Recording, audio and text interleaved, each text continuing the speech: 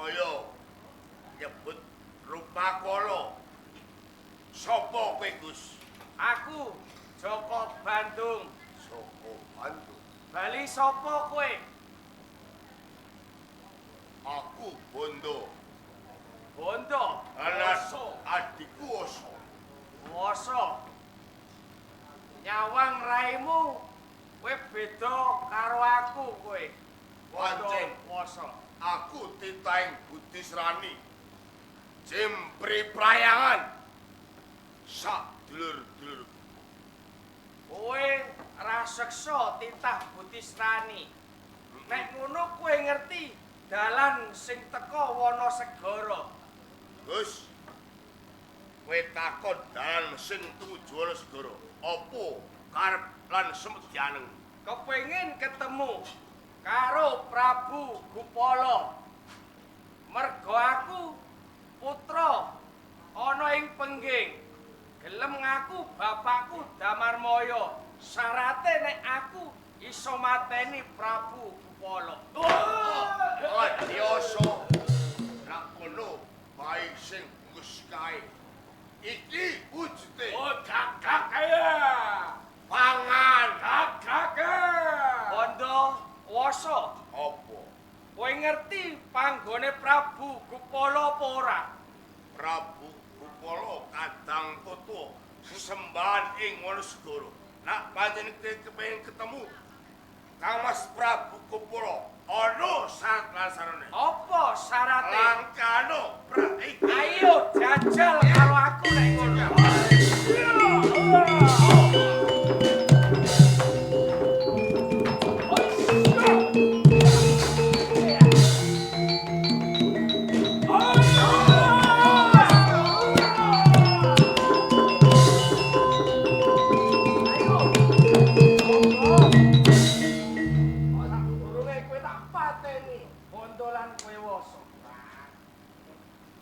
Bandung, aku dalam urip, aku ojo pateni, aku kepengin ngerti padame donya, Bandung. Kowe jaluk urip. Iya.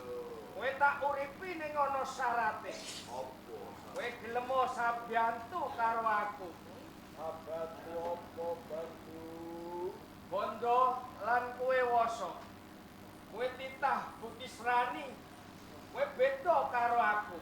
Waton kowe gelem sabiyantu mancing ana ing jiwa lan ragaku. Kowe bakal urip selawas-lawase. Iya, Bandung. Iya. Buat aku kepengin urip, aku bakal mancing ing juragamu, Bandung.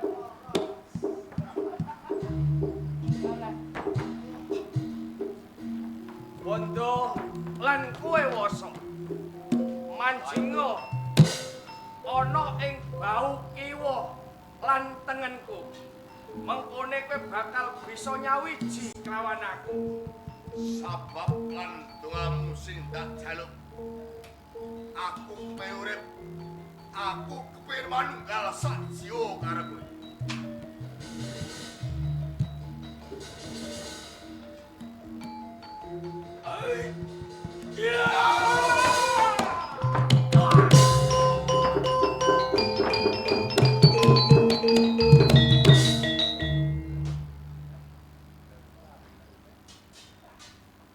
Pancen Bondo lan Woso ora goroh karo aku. Sakwise mancing ana ing kiwa tengene tanganku. Rasane ngawakku sansaya luwih kadel. Yo, kanggo nalikani nyawijine Bondo Woso kelawan aku. Jenengku kawiwitan dina iki tak tambahi Bandung Bondo Woso.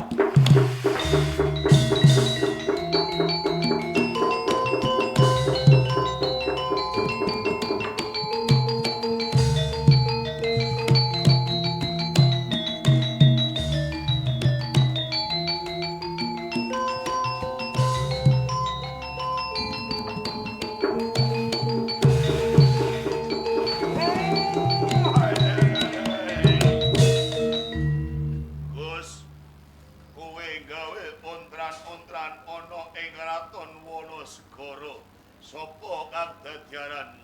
Jenengku Bandung Bondowoso.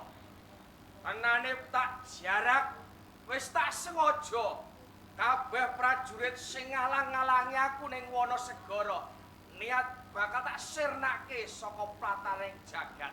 Yo kok nganti kowe nyirnake para titah raseksa apa kang dadi wigantimu, Gus? Mergo prajurit sing tak sirnake ra gelem bloko lawan aku goleki lawan Prabu Gupala ana ing Wonosegoro. Yen to wis ketemu Prabu Gupala, Niat bakal tak tigas janggane. aku Prabu Gupala. Kowe Prabu Bandung, Gupala. luwih becik kowe bali aja gawe geger ana ing Kraton Wonosegoro.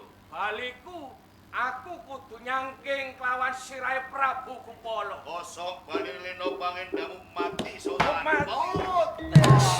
Waduh.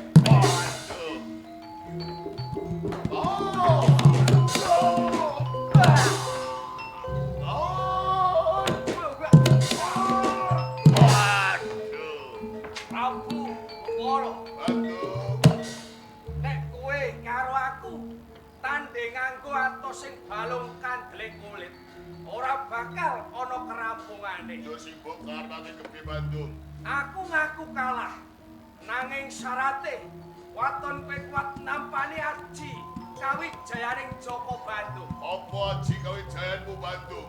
Tapatke Oh! aji Wondo Woso. Gupala.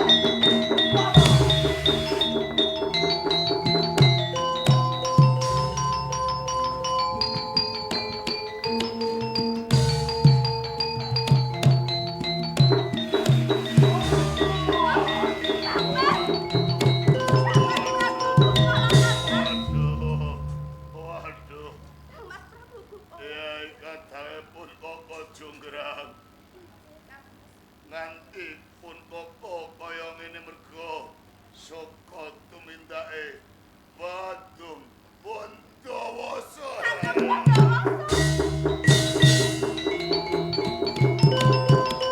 Mas Prabu Gupala.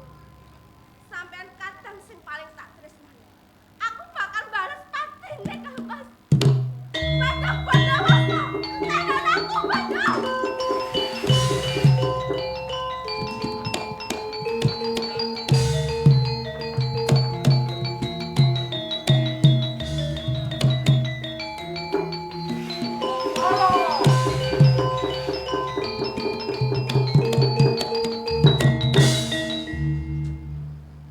Ketemu bocah wedok.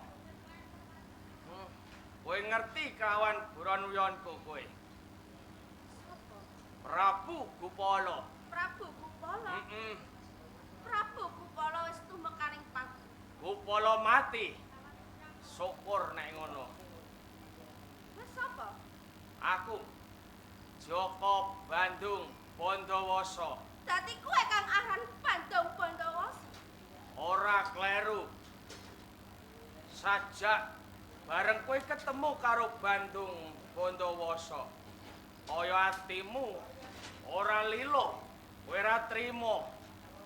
Kowe kepengin mateni karo aku. Salahku apa? Kowe kepengin ngerti salahmu teko ndi? Iya, Kang Mas Prabu Gupala kae sekadangku. Gupala kuwi sedulurmu. Sopo jenengmu? Roro Jonggrang. Jonggrang. Eman. Umpama kowe tanding karo aku.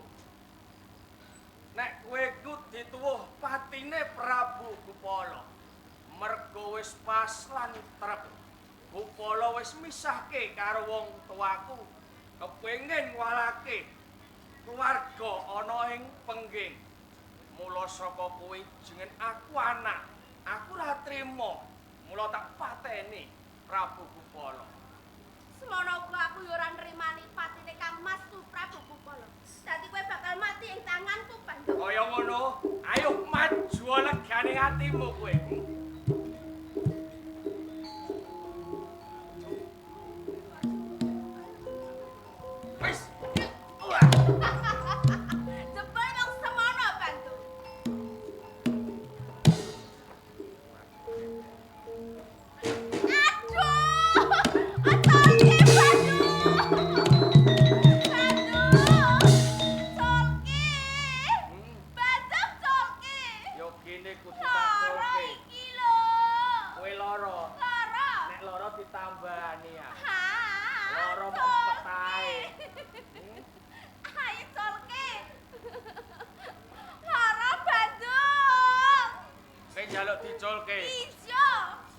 pateni ae ra wis. Ya wis, pateni. Pateni kowe engko ndang mulai ditinggal kok.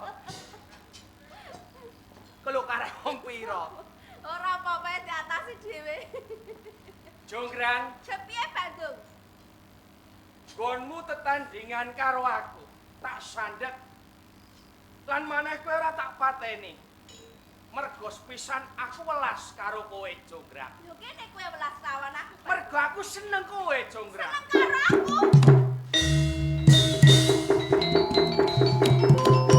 Bandung Bondowoso. Piye, Grang? Kowe seneng karo aku. Seneng karo aku. Iya, Tenan. tenan, Jonggrang. Sudi apa? Aja ngono, Jonggrang. Lagi sepisan iki aku ketemu karo bocah wadon. Aku duwe rasa seneng karo kowe. Kudune kowe iki ya seneng karo aku. Yo, bakal tak tampa katresnanmu. Mok tampa? Iya. Tenan.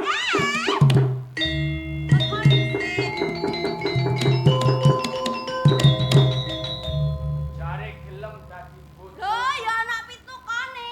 Lah wong ayune ngene kok apik dadak. Kowe njaluk pitukon? Iya. Matine juri opo piye? Moh. Matine pajak kendang keslok ae kowe.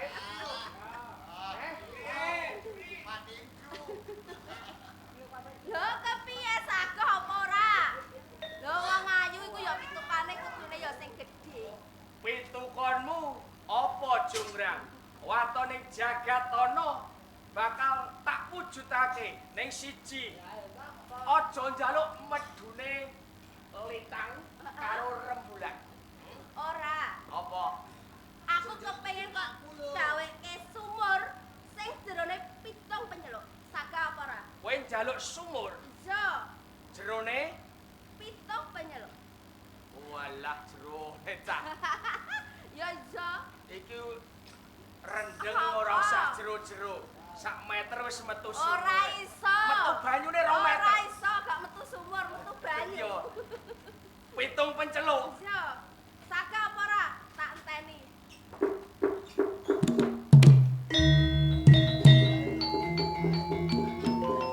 Jonggrang, Jonggrang. Kowe neter sepiro kabisaning Joko Bandung. Joko Bandung wis saka kayangan, Jonggrang. Sedulurmu Bupala wae ora bisa menang karo aku. Kowe kepengin jaluk mung wujude sumur pitung penceluk.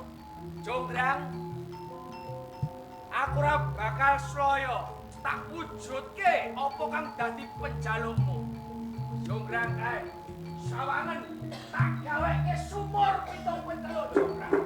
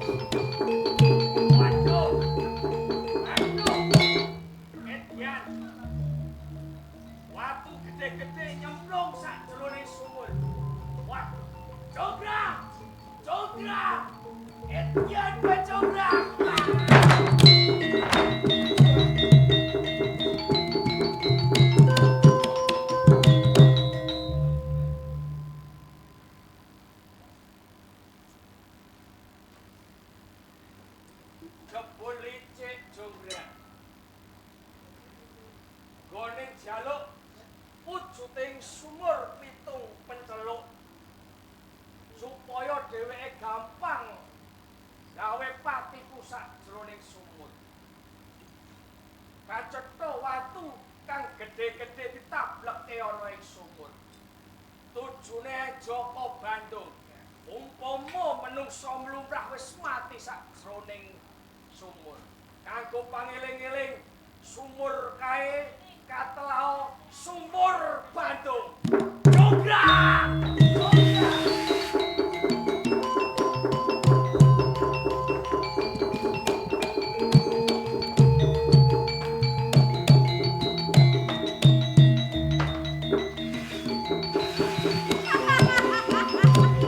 Bandung, Bandung.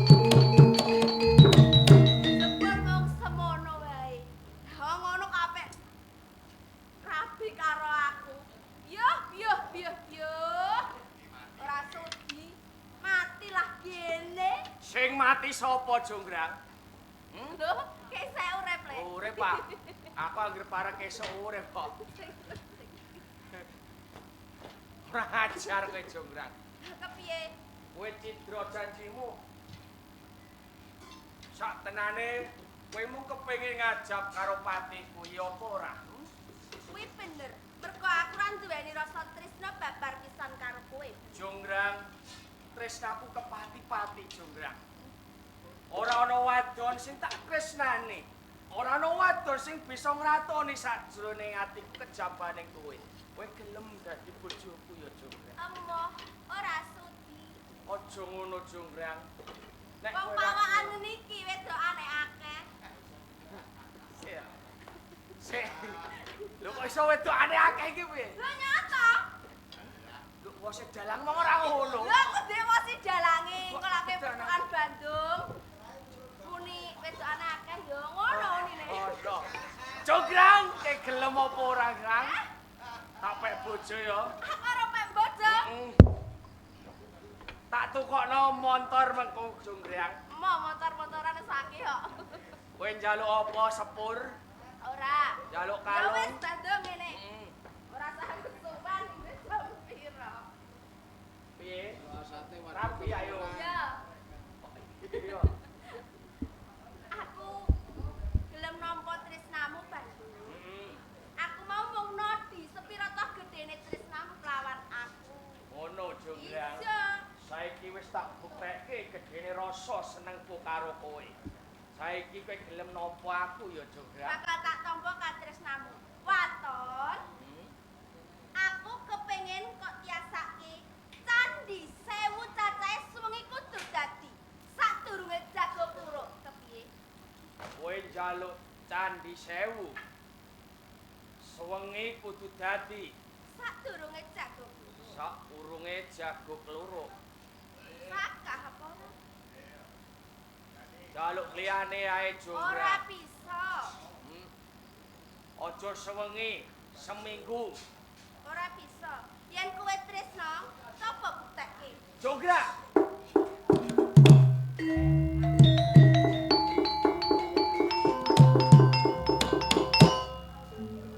Jograng.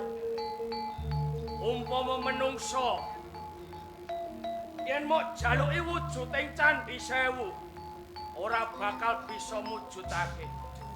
Ning aku Joko Bandung, aku duweni kekuatan, duweni bondo lan wasa ana ing kiwa tengenku.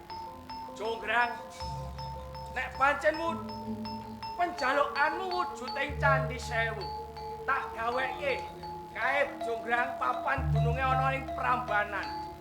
Sawangen saka kadohan Jograng.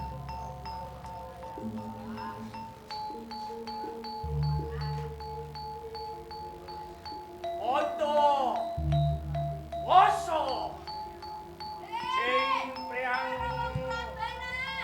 Aku jaluk toyo kekuatanmu. Jaluk toyo kekuatanmu. Yasake Candi, Candi Sewu, Candi Sewu.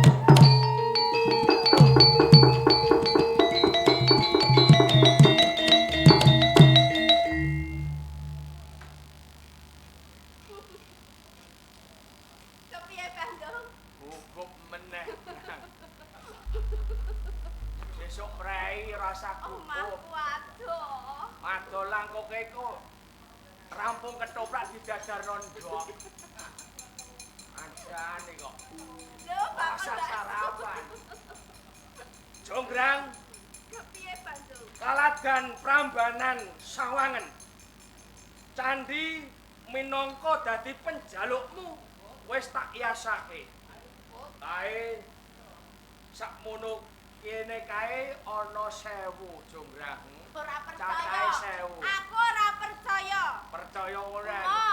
Ora percaya, bakal tak hitung. Mau itu. Tak hitung dhewe. Hitungan Kebiasane Jonggrang. bodoni. 100, 200, 300, 400, 500, 600, 700. Ki arep apa? Sing adoh ra ketok, Gang. Tak gawakno. Kok gentine Gopal juri? yen dhuwur. Gentine Ah. juri. 700. Ono, Eko. Oh, iya. Sing buntel-buntel berkat eko candi kok. Ah. 700 ya. Sik. 800.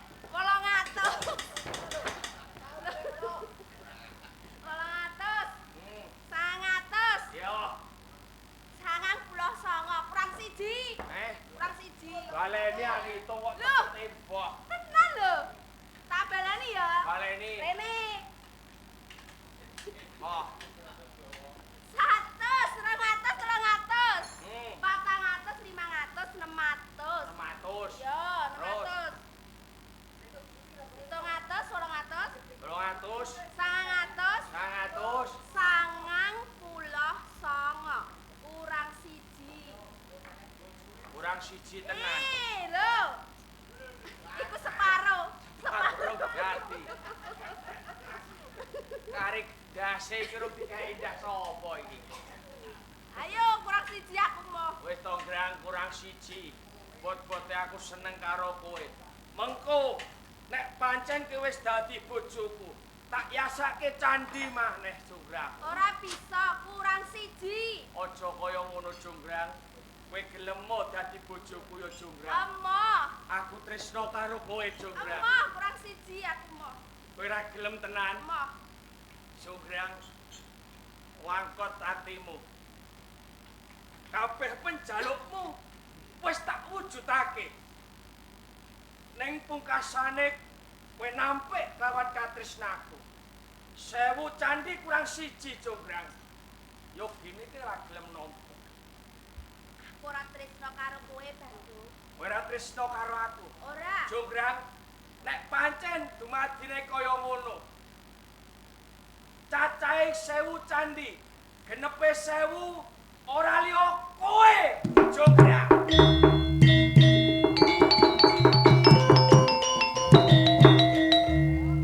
Mula kuwi Jonggrang, mumpung aku isih seneng karo kowe. Kowe gelem dadi bojoku ya Jonggrang. Jonggrang? Jonggrang. Loh, kowe dadi watu Jonggrang.